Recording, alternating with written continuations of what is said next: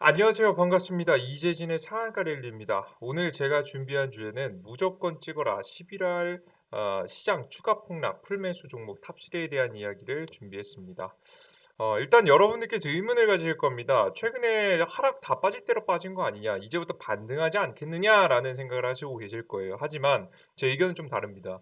저도 7월 달까지는, 이번 연도 7월 달까지는 계속해서 증시가 상승한다, 상승한다, 상승한다라고 생각을 했어요. 그러다 그 생각이 본격적으로 바뀌기 시작한 게 바로 8월 달이었습니다. 그럼 8월 달에 도대체 어떠한 악재가 나오기 시작하면서 증시가 하락을 했고, 여태까지 하락한 이유를 제대로 분석해야지 우리가 무엇을 할 수 있겠습니까? 우리가 지금 시장에 악재가 정말 해소되는지 해소되지 않는지를 판단해서 앞으로 시장이 어떻게 움직일지를 어느 정도 예상을 해볼 수 있겠죠. 그래서 영상 시청하시면서 왜 추가적인 하락이 나올 수 있는지에 대한 가능성, 여러분들 스스로도 판단할 수 있는 기준 세워드릴 거고요. 그리고 그런 시장에서는 어떤 종목들 현재 준비해야 되는지 추가적인 내용까지 준비했으니까 영상 끝까지 시청하시면서 여러분들의 소중한 투자 자산 지키고 불려나가시는데 조금이라도 도움이 되셨으면 좋겠습니다. 일단은 이 하락에 대한 이야기는 제가 8월 달부터 계속해서 해드렸습니다. 실제 하락에 대한 이야기를 정확하게 마쳤고요. 제가 올라갈 때 현금 비중 마련하셔라 라는 설명 드렸죠. 8월 달 26일 이후로 여러분께 반등 타이밍 조심해라. 이때는 현금화 시켜야 된다라고 설명드렸고, 시장은 너무나도 빠르게 폭락해 버렸습니다. 뭐 제 예상보다 더 빨리 폭락해 버렸어요.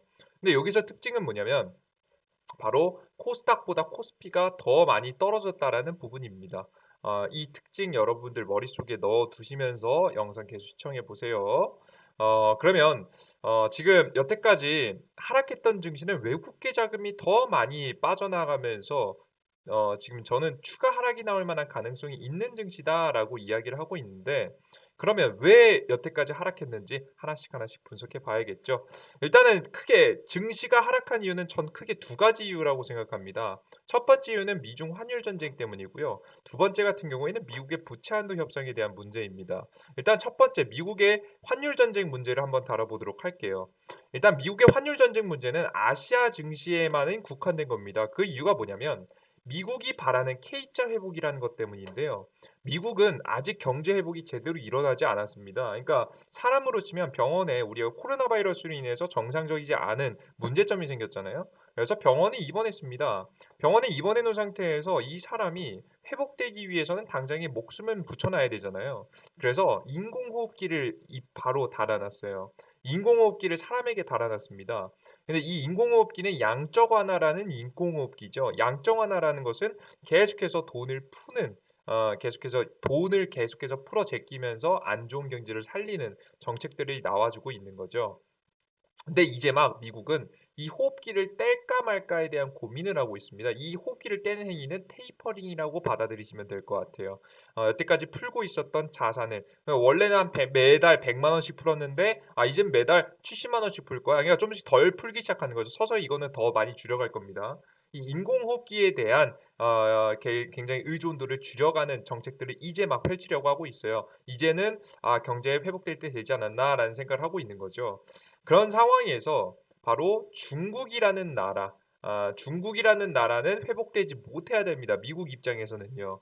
그렇기 때문에 중국을 계속해서 글로벌적으로 압박하고 미국이 회복할 수 있는 구조를 만드는 것이 미국 입장에서는 가장 베스트한 구조입니다. 그래서 중국을 괴롭히기 시작합니다. 표면적으로는 대놓고 그렇게 말하지는 않습니다. 특히나 이 바이든 정권 때는, 저번 트럼프 정권 때는 대놓고 말했는데 이번 정권 때는 대놓고 말하진 않아요. 평화롭다, 평화라는 키워드를 따서 이런 행동을 합니다. 바로 아프가니스탄에서 20년 만에 탈레반의 나라로 미군 철수에 정부 항복했다라는 기사입니다. 말 그대로 아프가니스탄이라는 지역이 있는데 이 지역에 탈레반이라는 이 무장 단체가 20년 전에 점거하기 직전에 미군이 개입합니다. 미군이 개입하게 되면서 이 탈레반이라는 단체가 아프가니스탄을 차지하지 못하게 됐고 그로 인해서 이 20년 동안 이 아프가니스탄이라는 지역은 계속해서 분쟁 지역으로서 이슈를 받았던 지역입니다. 자, 그런데 이 지역에서 미군이 갑자기 빠졌어요. 나는 평화롭다. 이제 전쟁을 그만할 거다라는 바이든의 이야기가 나오게 되면서 이러한 행동을 했는데 실제 분위기를 봤더니 어떠한 변화가 일어났냐면 그 뒤에 이걸 잘 보십시오. 지금 아프가니스탄이라는 지역의 이슬람 무당 단체가 탈레반 무장 단체가 이슬람입니다. 종교의 성격이 이슬람입니다. 근데 재밌게도 바로 중국의 왼쪽 위에 있는 위구르족이라는 지역이 있는데 위구르 자치족입니다. 이제 종교적 성격도 달랐기 때문에 자치구로서 인정을 해줬는데 그래도 종교가 완벽하게 다르니까 자신의 것으로 완벽하게 만들지 못한 거죠. 근데 이 위구르족이 굉장히 공교롭게도 이슬람 문화권입니다. 근데 이 이슬람 문화권이 위구르족과 지금 아프가니스탄이라는 지역은 굉장히 가까운 쪽에 있죠. 왼쪽에 있는 아프가니스탄 지역이고요. 왼쪽 위에 있는 위구르족 지역이고요. 그리고 위구르족 지역이고 이 지역들은 아프가니스탄하고 거의 연결되어 있습니다. 연결되기 직전 지역까지 만들어져 있습니다. 그러면 이 위구르족과 아프가니스탄에 있는 탈레반이라는 이 무장단체가 손을 잡아버리게 되면서 위구르족의 독립을 도와주게 된다라고 하면 이 무장단체 사실 무장단체는 싸우는 걸 가장 잘하는 단체입니다. 목적을 잃으면 보통 단체는 힘을 잃게 되고 무너지게 되거든요. 그래서 보통 자기가 하던 것들을 가장 잘하겠죠. 이 무장단체가 만약에 위구르족을 도와주면서 독립운동을 하게 되면 중국 입장에서는 굉장히 곤란한 상황이 오게 되는 겁니다. 즉 정확하게 말해서는 미국이 원하는 대로 이루어지게 되는 거죠. 이 아시아 지역의 분쟁거리가 특히나 탈레반이라는 무장단체로 인해서 전쟁이라는 분위기까지 나와주게 돼버리는 겁니다. 근데 이것뿐만이 아닙니다. 화면에 보이시면 중국 견제하려고 미국이 호주에게 핵잠수함 극비 기술을 전수했다. 군사적으로 전수한 기술을 전수했다. 지금 호주 입장에서도 굉장히 좋은 거죠. 기술이 하나 늘어나고 국방력이 강화되지 않았겠습니까? 그죠? 근데 이 뒤에 공교롭게도 어떤 문제가 터지냐면 바로 이런 문제가 터집니다. 중국의 전력난이 터지죠. 근데 재밌게도 중국은 과거부터 호주산 수입 금지를 10개월 동안 이 석탄을 수입하지 않았었습니다. 왜? 호주가 미국 편을 드니까 수입을 안 하게 되면서 계속해서 규제를 넣었었는데 이번에 유가 상승과 석탄 가격이 어마무시하게 상승하면서 이제 이것을 끝내고 석탄을 수입하고 싶은데 과거같이 수입을 하고 싶은데 현재 직전에 뭘 했어요? 중국을 견제하기 위해서 호주에 핵잠수함을 극비 전수했다. 그러니까 이미 친미 성격을 띠고 있는 거죠. 뭘 하나 받았죠, 호주가. 그러면 지금 미국의 눈치를 봐야겠죠. 호주 입장에서는 뭘 하나 받았으니까. 그러면 이 호주라는 이 나라는 중국에게 전력난이 일어났다고 해서 그 석탄을 대량으로 수출할 수 있겠습니까? 만약에 하더라도 양이 현저하게 줄 것이며 아예 안 하는 쪽으로 계속해서 정치적 방향성이 흘러가겠죠. 즉 지금 현재 유가 패권을 가지고 있는 게 미국이거든요. 이 미국이 유가를 계속해서 올리면서 전력난을 유도했고 전력난이 일어났을 때 중국이 수요를 받을 수 있는 이 호주를 이미 그 전에 먼저 포섭하게 되면서 중국의 고립을 유도했다라고 보시면 될 것 같습니다. 그리고 전력난을 단기간에 해결하지 못하도록 계속해서 유도했다라고 여러분께서 해석을 하시면 될 것 같습니다. 게다가 이것뿐만이 아닙니다. 동남아로 눈 돌린 바이든, 미국 행정부 대중 압박 2단계 돌아가다라는 기사입니다. 그러니까 이게 호주, 이 아프가니스탄뿐만 아니라 인도 지역은 이미 친미고요. 그리고 동남아시아 지역, 그리고 최근에는 북한이 미사일 쏴도 미국이 계속 봐주고 있잖아요, 여러분들. 장거리 미사일 쏴줘도 괜찮다 하는 이유가 뭐겠습니까, 여러분들? 그죠? 이 북한까지도 어느 정도 포섭을 해서 중국을 압박하기 위한 글로벌 그림을 그려가고 있는 부분이겠죠. 그래서 아무도 중국이 문제가 생겼을 때 도와주지 않도록 유도해주고 있는 겁니다. 그러다 보니까 이 중국은 본격적으로 문제가 생기기 시작했죠.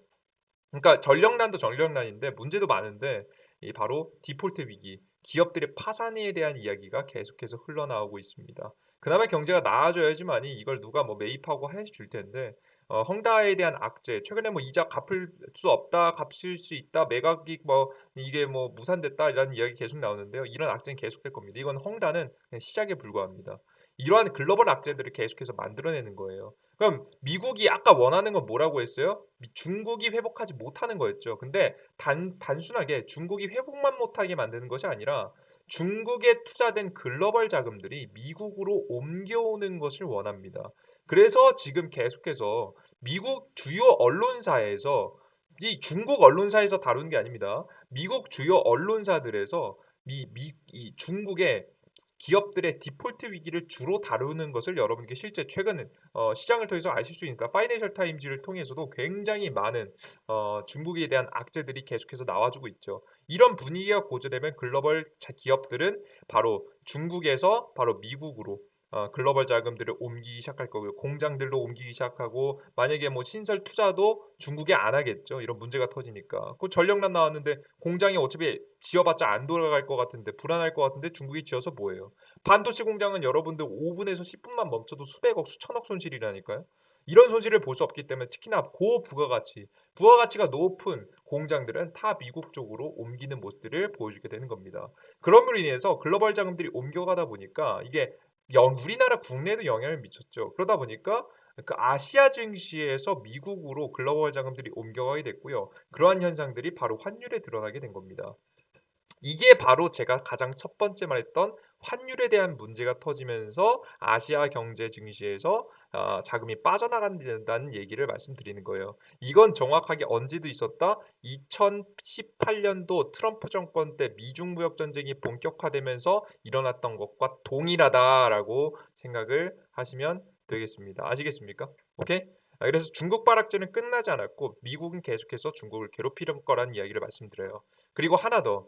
이것은 아시아 경제에만 영향을 미쳤던 건데 글로벌적인 악재도 있었습니다. 바로 뭐냐면 미국의 부채 한도 협상입니다. 자, 근데 미국의 부채 한도 협상 여러분들 간단하게 이해를 해볼게요. 부채 한도 협상은 뭐냐면 미국의 역사상으로 부채 한도라는 걸 법정 부채 한도라는 걸 정해왔고요. 이 부채 한도라는 것을 넘지 않고 아슬아슬하게 항상 유지시켜 왔습니다. 근데 이 이격도가 이 보라색 선과 하늘색 선의 이 격차가 역사상 가장 많이 벌어졌습니다. 보이시죠? 이 벌어졌던 이유는 뭐냐면 코로나 바이러스로 인해서 급하게 돈을 부채를 땡겨다 썼고요. 그로 인해서 법정 한도는 올라가지 않은 상황에서 지금 현재 총 부채가 엄청나게 많이 올라버린 겁니다.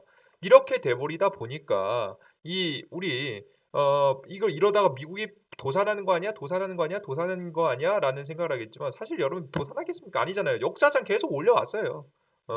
특히나 2008년도 이후에 계속해서 법정 부채 한도를 계속 늘려왔기 때문에 이번에도 늘릴 가능성이 있습니다. 그런데 왜 이렇게 이번에 호들갑을 떨었느냐? 저는 그렇게 생각합니다. 이렇게 호들갑을 떨면서 바로 증시, 과하게 올라간 주식시장, 미국 시장도 증시가 있잖아요. 글로벌 자금들이 미국으로 이동하다 보니까 증시 자금들, 금융 자금들도 엄청 잘 들어오면서 신고가를 치려고 했어요. 그러다 보니까 이런 걸 어느 정도 잠재우기 위해서 어느 정도 여러분들 열을 식혀주기 위해서 솔직히 공화당하고 민주당하고 쇼를 했고요. 쇼를 하면서 일부러 악재처럼 포장하고 악재처럼 포장하면서 증시를 끌어내리는 모습들을 보여주게 됐습니다. 이에 따른 영향을 한국은 받았을까요? 중국 받았을까요? 당연히 받았겠죠. 똑같이 글로벌 악재를 맞으면서 증시가 이때 9월달 당시에 폭락을 보여주게 돼버린 겁니다. 근데 우리 미국 증시는 그냥 단기 조정이 나왔다가 다시 반등했는데 한국 증시는 왜 이렇게 폭락했어요? 왜 아시아 증시 이렇게 폭락했어요? 심플합니다. 왜? 어떤 문제가 있기 때문에 미국은 말 그대로 부채 한도 문제밖에 없는데 이 한국 같은 경우에는 글로벌적인 지금 아시아 경제 리스크, 중국에 대한 리스크까지 같이 있기 때문에 우리나라 증시는 아시아 증시 이 안에 속해 있어서 외국계 자금들이 싹 빠져나가서 어디로 갔다? 미국으로 이동하게 된 거죠. 이게 바로 최근 증시가 폭락했던 스토리입니다. 그러다가 부채 한도 상향안 서명을 12월 초까지 일단은 생명 연장을 12월 초까지만 하게 됐고요. 그럼으로 인해서 단기간에 경제가 그래도 경직된 상태에서 최악은 면했다라고 하면서 반등해 준 거예요. 다만 이런 아직 여러분들 환율 문제 끝났습니까? 중국 문제 끝났어요? 하나도 안 끝났어요. 계속해서 약한 증시가 나올 거예요. 반등이 나오더라도 약하게 반등하고 빠질 때는 추가 악재가 나오면 더 많이 빠지는 악재가 나올 수밖에 없는 상황이라는 부분이겠죠. 자, 그러면 결국에는 12월 초까지 밀어놓은 거예요. 해결하는 게 아니라 밀어놓은 겁니다. 자, 그럼 다시 한번 12월 달 오기 전 11월 달 증시에서 분명히 다시 한번 경직이 나올 가능성이 매우 높습니다. 이해되셨어요? 오케이? 11월 달에 약간 불안정한 모습들을 보여주겠죠. 뻔해요. 공화당과 또 공화당하고 민주당하고 싸울 겁니다. 파이트. 민주당이 법안 제출하면 공화당 상의원에서 막 부결시키고 연장시키고 이건 아니다. 다시 가져와라라고 요구하게 되면 자연스럽게 분란이 이뤄지게 되면서 11월 달에 굉장히 불안한 모습들을 만들어 줄 수 있게 되겠죠. 그죠? 그리고 두 번째. 지금 새로운 악재들이 존재할 가능성이 있는데요. 바로 뭐냐면 지금 테이퍼링입니다. 제가 앞서 간단하게 설명드렸는데 최근 미국이 원하는 건 뭐냐면 바로 인공호흡기 슬슬 인공호흡기를 이 사람이 지금 코로나 바이러스가 터지게 되면 경제를 사람이라고 치면 지금 테이퍼링 양적 완화라는 인공호흡기를 달아놨습니다. 이 인공호흡기를 슬슬 그 계속해서 달고 있으면 사실 평생 달고 살 수는 없잖아요. 계속 양적 완화할 수는 없잖아요. 비정상적인 상태이기 때문에 이제쯤 경제가 몸이 어느 정도 회복하는 것 같으니까 이제 슬슬 우리 산소 농도를 낮추면서 슬슬 우리 우리 인공호흡기를 뗄 준비를 슬슬 한번 해볼까? 테스트를 해볼까? 라고 하면서 테이퍼링에 대한 이야기를 하고 있습니다. 테이퍼링이라는 것은 인공호흡기를 조금씩 뗄 준비를 하는 거예요. 원래 기존에는 매달 100만 원씩 풀었다고 한다면 이러면서 경제를 유지시켰다고 한다면 이제 슬슬 90만 원씩 풀기 시작하고 80만 원씩 풀기 시작하고 계속 괜찮네 라고 하면 70만 원, 60만 원, 뭐 50만 원 서서히 줄여가면서 인공호흡기를 뗄 준비를 계속해서 하는 겁니다. 그런데 이러한 준비를 하기 위해서 가장 필요한 건 뭐였다고요? 바로 중국에서 미국으로 글로벌 자금들이 옮겨오는 겁니다. 근데 이 중국에서 미국으로 글로벌 자금들이 옮겨오는데 빨리 진행이 될까요? 절대 그렇지 못해요. 시간이 걸린다라는 거예요. 중국에서 미국으로 공장이 옮겨오면 공장들이 글로벌 자금들이 옮겨왔어. 바로 뚝딱뚝딱 경제에 바로 적용이 될까요? 절대 그렇지 않아요. 공장을 지어야지 생산이라는 거 할 거 아니에요. 결국 미국이 원하는 건 중국에 있는 서플라이 체인, 생산 체계가 전부 다 미국으로 옮겨오는 건데 물론 비싼 생산 체계가 위주로 옮겨오겠죠. 반도체라든가 뭐 전기차라든가 이런 것들 위주로 옮겨오고 싼 것들은 아마 동남아시아로 갈 겁니다. 다만 비싼 부가가치가 높은 서플라이 체인, 그 이제 공급 체계를 미국으로 옮겨오는 데까지 시간이 걸립니다. 시간이 걸리기 때문에 저는 본격적인 경제 회복 자체는 2023년이라는 이야기가 가능성이 매우 높다고 봐요. 실제 전기차 공장들도 다 이때부터 가동을 본격적으로 시작하게 됩니다. 그러다 보니까 자연스럽게 완벽하게 인공호흡기를 떼기 시작하는 시점을 기점으로 해서 금리 인상 이야기가 2022년 3분기 말 정도 그리고 2023년도 초 정도를 바라보는 이유가 그래서인 거예요. 그러니까 지금 뭐 미국의 페드라든가 연방준비위원회에서 계속해서 이야기가 나오는 금리 인상 계획 자체가요. 이런 계획을 가지고 있기 때문에 이런 구조를 가지고 있기 때문에 바로 여러분들께서 2023년 금리 인상, 2022년 말이나 2023년 금리 인상 얘기가 계속해서 나오고 있는 겁니다. 그러면 아직까지 공장이 다 옮겨가지 않았고 경장이 다 만들어지지 않았습니다. 즉 미국이 본격적으로 완벽하게 이 인공호흡기를 뗄 준비는 하지만 떼진 못하고 있단 말이에요. 그죠? 그러면 아직 경제를 지금 당장 살릴 만한 이유가 있다 없다? 없다. 지금 본격적으로 미국이 살릴 만한 이유는 전혀 없다. 그래서 아직은 경제가 흔들릴 만한 가능성, 테이퍼링에 대한 악재 이런 것들이 악재로 작용하게 되면서 미국은 고의적인 계속 회복을 조금씩 늦추는 모습들을 보여주고 있고 자신이 완벽하게 회복하는 스탠스, 완벽하게 준비를 끝내놓고 행복을 해야 되기 때문에 그것을 계속해서 이용해서 현재 고용의 단기적인 악화를 강조하면서 증시는 한 차례 더 하락할 만한 가능성이 있게 되는 겁니다. 아시겠죠, 여러분들? 한 번에 이해 안 되시면 여러 번 시청하시면 무슨 소리인지 여러분들께서 이해하실 수 있을 거라고 생각이 돼요. 그래서 자세하게 설명드렸습니다. 그래서 여러분들께서 아직까지 이 앞서 말씀드렸던 환율 문제 안 끝났죠. 계속 중국 괴롭힐 거 아니에요. 그리고 미국의 부채 한도 협상 아직 12월로 밀어놨는데 이거 악재로서 또 작용할 가능성이 높아요. 그리고 하나 더 말씀드렸던 11월에는 본격적인 테이퍼링 이야기가 있을 건데 테이퍼링을 하게 되면은 미국만 안 좋은 것 같아 보이지만 아직 미국은 지금 당장 경제 회복 바로 단계로 들어갈 생각이 없어요, 여러분들. 아시겠죠? 아직 생각이 없고 그냥 그 과정에 있을 뿐이에요. 이제 회복하면 시작할까? 라는 이야기를 하고 있는 스탠스이기 때문에 지금 당장 회복은 안 할 겁니다. 그래서 할 필요가 없는 거죠, 사실. 그래서 지금 10월 달, 11월 달까지는 다양한 악재들이 이 다양한 이슈들이 아직까지는 시장의 하방 그림을 그려주고 있기 때문에 우리는 10월 달, 11월 달은 또 조심해야 된다. 이 상태에서 다시 한번 올라가는 증시를 예견하기보다는 이 상태에서 적어도 이렇게 횡보를 하더라도 최고의 경우가 횡보고요. 잘못하면 하락할 수도 있겠구나라는 생각을 머릿속에 넣어 두시면서 매매를 하셔야 여러분들께서 제대로 된 대응이 가능하다라고 설명을 드리고 있는 겁니다. 이해되셨죠? 아시겠습니까, 여러분들? 그러면 반등 시기는 언제냐? 여러분 말씀 항상 드리죠. 항상 물어보시죠. 뭐 저번에도 말씀드렸지만 전 반등 시기는 이번 연도 12월 달 지나고 나서라고 생각합니다. 12월 달에 시장 저점, 단기 저점 찍을 거고요. 적어도 이 이후부터 2개월 정도 동안은 시장이 대세 상승을 그릴 가능성이 높습니다. 왜 그러냐? 한국의 대선도 있고요. 과거에도 보시면 2018년도 당시에도 시장이 우하향 계속해서 환율 전쟁으로 인해서 바닥을 찍다가 바로 연도가 바뀌는 시점이죠. 이 시점, 이 시점에 왜 증시가 계속해서 상승했냐? 바로 신규 정책에 대한 기대감으로 상승했습니다. 무슨 소리인지 이해되세요? 신규 투자. 그러니까 국가에서 항상 예산안이라는 게 편성되고 그게 요즘에는 우리나라 같은 경우에는 600조가 넘어가죠. 600조 그 이상의 자금이 편성될 거라고 생각합니다. 600조 이상의 어마무시한 정책 자금들에 대한 기대감, 새로운 업종들, 새로운 테마, 새로운 기대감들이 하나씩 하나씩 만들어지게 되면서 더욱더 정책주들 위주로 상승이 나오는 타이밍들이 나오게 됩니다. 그래서 증시는 한 2개월 정도 동안 좋은 모습을 보여주게 되거든요. 12월 이후로. 이 환율 전쟁 중에도 이랬는데 이번에 증시 완벽하게 쭉 전고점을 회복하면서 반등할 수는 없겠지만 적어도 어떤 그림 정도는 나올 것 같다. 12월까지는 좀 12월 전까지 지지부진한 모습을 보이다가 12월 동안 이후부터는 2개월 정도 동안은 조금 대세 상승 정도는 우리가 바라볼 수 있지 않을까라는 생각을 조심스럽게 말씀드려요. 그럼 우리 초보자분들 같은 경우에는 어떻게 해야겠어요? 바로 12월을 기다리면서 우리가 베팅할 만한 타이밍을 봐야겠죠. 그냥 단순하게 그냥 이 어거지로 여러분들께 계속 비관론을 말씀드리는 게 아니라 우리가 확실한 타이밍이 그래도 보이니까 확실한 타이밍을 기다려보자라는 설명을 드리는 거예요. 아시겠습니까?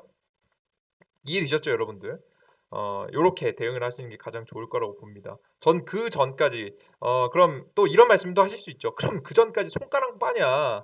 지금 10월 달, 11월 달 그럼 한 달 반 동안 우리 아무것도 안 하고 가만히 있어요? 라고 말씀하실 분들 있죠. 일단 현금 비중을 올리시는 게 가장 베스트인데요.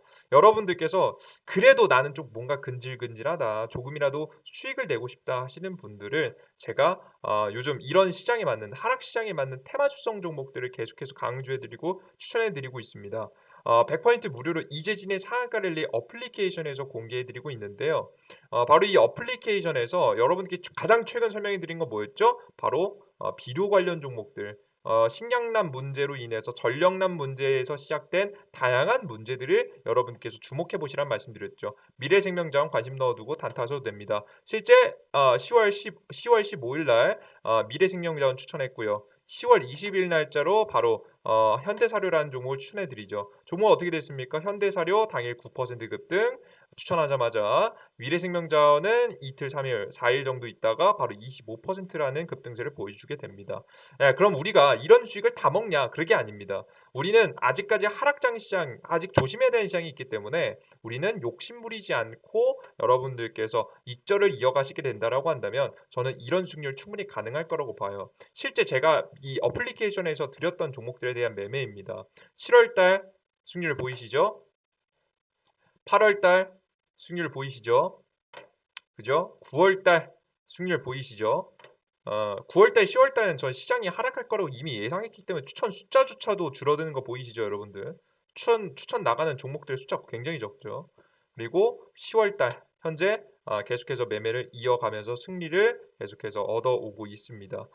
그럼 여러분들께서 이런 승률, 그러니까 등락은 결국엔 무조건 수익이다라는 말씀 못 드리고요. 저도 100% 확률이라는 거 불가능하기 때문에 손실이라는 게 날 수 있습니다만은 적어도 제가 추천드리는 종목들은 욕심만 부리지 않으면 85% 이상의 확률로 계속해서 수익을 내는 모습들을 여러분께 직접 보여드렸습니다. 즉 높은 승률은 가능하다라는 거겠죠. 그래서 나는 너무 손가락만 난 빨고 싶지 않다. 이러한 시장의 적절한 타이밍에 맞춰서 이런 우진 30% 급등, 뭐 지금 한국전자인증 18% 급등, 삼성에센시 21% 급등, 뭐 펄어비스 이런 종목 손절이 나가기도 하고, 이구산업 14% 급등, SK바이오사이언스 120% 급등, 지금 현재 에즈테크솔루션 8% 급등, 3일 100 최근 120% 150%까지 올라갔었죠. 이런 종목들을 여러분들께서 받고 싶다라고 하시는 분들은 바로 제 이재진의 상한가를 어플리케이션에서 추천해드리고 있으니까 참고하시면 좋을 것 같고요. 저는 그러면 이번에 주목할 만한 바로 테마는 뭐라고 생각을 하냐면, 여러분들이 팁을 드리면 저는 11월 국민의힘 대선 후보 최종 결정이 가장 중요하다고 봅니다. 이게 즉 뭐냐면, 이게 무슨 소리냐, 이미 이재명 관련 종목 다 날라갔고 홍준표 관련 종목 다 날라가지 않았느냐 라고 말씀하실 수가 있어요. 저도 알아요. 왜냐면 저 3일이라는 종목 보시면 이 가장 초기 때부터 추천한 사람이 저예요, 여러분들. 홍준표 관련 종목이요, 여러분들. 이게 3일이 홍준표 관련주잖아요. 홍준표 관련 종목 초기 때부터 제가 이 흐름을 정확하게 맞췄던 사람이에요. 그런데 제가 지금 말씀드리는 이유는 뭐냐면 11월 국민의힘 대선 후보가 결정이 된다니까요. 그러니까 결정이 되고 나면 인맥주가 움직일까요? 인맥주는 이제 많이 움직이지 않을 거예요. 움직이더라도 많이 움직이지 않을 거예요. 이게 거의 10월 달 안에 끝날 거예요. 근데 정말 11월 달 5일 이후부터 11월 5일 이후부터 반드시 여러분께서 보셔야 되는 것은요. 정책주예요. 이제 대선 후보가 정해졌고 각 민주당하고 보수당하고 같이 각자의 한 명의 주자가 나서서 정책적인 이야기를 하지 않겠습니까? 그러면 인맥주가 안 움직이고요. 이제 제 대선 전까지는 정책주 위주로 움직입니다. 근데 여러분들 잘 생각해 보세요. 지금 현재 우리가 다양한 정책들이 있지만 정책들 중에서 저는 확실한 거 하나를 찍어야 된다고 생각합니다. 그게 바로 뭐냐면 보수가 됐건 진보가 됐건 할 수밖에 없는 정책을 생각하세요. 그게 바로 뭐냐? 저는 부동산 정책이라고 생각합니다. 물론 민주당의 부동산 정책은 공공주택, 공공임대주택, 공공건설을 위주로 진행을 할 겁니다. 근데 그에 비해서 이제 국민의힘 같은 경우에는 자체적으로 재개발, 재건축 쪽을 들어가겠죠. 그런데 이에 따른 차이가 있을 수는 있겠지만 분명한 것은 어찌 됐건 결국에는 건설 정책은 나오게 된다. 부동산 정책은 나오게 된다. 부동산 정책에 맞는 종목들을 미리 포섭해두고 정리해둬야지 우리가 수익을 볼 수 있다는 설명을 드리는 거예요. 아시겠습니까? 우리가 정책주를 찍을 때는 이렇게 공략하셔야 돼요. 우리가 어떠한 이 정책주를 찍을 때 가끔 여러분들께서 잘못하시는 점이 있는데 바로 뭐냐면 자꾸 개인적인 정치적인 소견을 여러분들께서 매매에 투영하시는 거예요. 매매에 적용하기 시작하면 답이 없어요. 절대 그러면 수익이 여러분들 나실 수가 없어요. 왜냐하면 기준을 잃기 때문에. 우리는 뭐 정말 주식시장에 왔다라고 한다면 주식의 관점에서만 이 정치적인 이야기를 해석하고 여러분께서 이야기하시고 투자를 하셔야 된다는 설명드립니다. 이러한 관점에서 봤을 때는 어떠한 주자가 이야기하든 결국 나올 수밖에 없는 부동산 관련 종목들을 반드시 보시라는 말씀을 드리고요. 가장 대표적으로는 최근에 있었던 종목 중에는 범양건영 그리고 일성건설 이런 종목들이 있죠. 근데 일성건설은 너무나도 고점에 올라간 종목입니다. 이 종목도 추가적인 파동이 나올 수 있겠지만 저는 이제는 좀 힘들지 않을까라는 좀 생각을 해요. 그럼 범양건영이라든가 그 이외에 다양한 이 정책주 종목들이 나오게 되겠죠. 이게 제가 유튜브에서 공개해드리는 종목이고요. 나머지 종목들이 더 몇 개 있습니다. 나머지 종목까지 궁금하신 분들은 어디서 그걸 짚어드리겠다. 바로 미래생명자원 후속 종목들이 3일 뭐 120% 150% 급등 후속 종목이죠. 바로 이 건설 정책 관련 종목들이 추가적으로 이렇게 크게 올라갈 수 있을 거라 보고 있고요. 이런 후속 종목을 바로 이재진의 상한가리 어플리케이션에서 공개해 드리겠다. 이런 어플리케이션 다운로드 받는 방법은 영상 바로 하단에 내용 더보기란에 보시면 더보기를 클릭하시면 바로 안드로이드하고 아이폰 다운로드 받을 수 있는 링크가 있습니다. 이런 링크를 통해서 클릭하고 들어오시면 각자 아이폰이시든 안드로이드 맞는 어플리케이션 다운로드 링크가 나오고요. 플레이스토어하고 앱스토어에 이어지게 링크 달아놨어요. 클릭하시고 들어오시면 들어오셔서 여러분들께서 100% 무료로 시황 정보와 함께 추천 종목들 얻어 가셨으면 좋겠습니다. 이 영상 여러분들 끝까지 시청해 주셔서 너무나도 감사하고요. 저는 항상 여러분들께 과분한 좀 관심을 받고 있는 것 같습니다. 너무나도 과분한 이런 관심에 너무나도 항상 감사하다는 말씀 드리고요. 제가 대단한 사람은 아닙니다. 하지만 여러분들께 최소 못해도 높은 수익률의 매매를 내가 대단한 사람이 아니지만 노력을 한다면 가능하다라는 것을 여러분께 보여드리고 싶습니다. 항상 같이 여러분들 이 확률적인 부분들 보시면서 승리하는 투자자로 조금씩 거듭나셨으면 좋겠습니다. 여기까지 항상 시청해 주셔서 너무나도 감사하고요. 여러분들 항상 복 많이 받으시고 수익 많이 받으시고 여러분들의 계좌에 플러스 상한가 더 그 이상의 수익 2배, 3배 불어나는 수익이 날 것을 여러분들 대신해서 한 번 더 기원해 드려 보도록 하겠습니다. 여러분 모두 감사합니다. 땡큐.